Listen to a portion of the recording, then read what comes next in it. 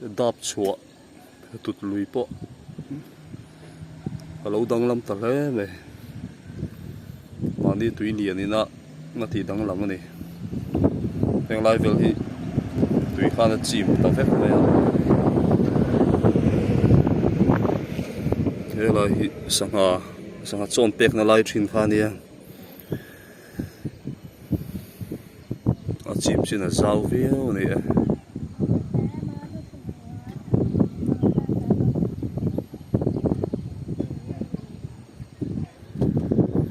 anh rời thầy lão lưu hay em mà rồi như anh sân em mà thì mấy người này chặt bọc kia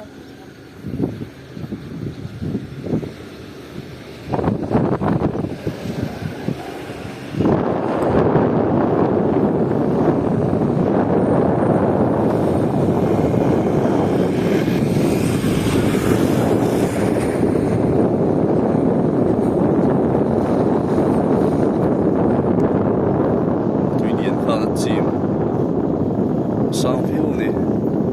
số hồ son khu hoa hồ son nó liền chia thì số tùy tiện tùy không về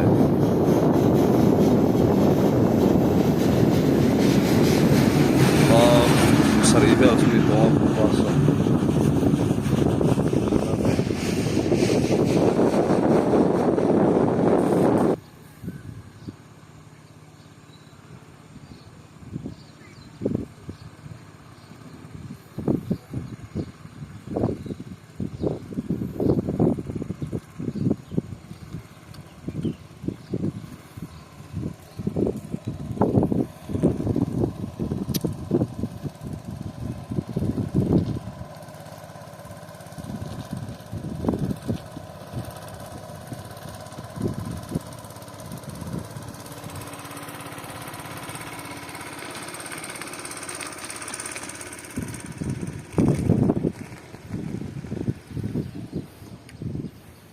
đạp chùa khua thì lại về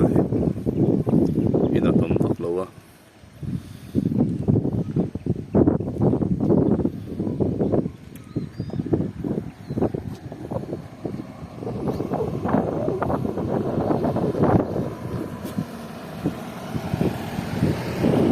mà đi lúc pan bị số làm gì đó khôi phục hẳn rồng bò nan dùn này lại một đại hiện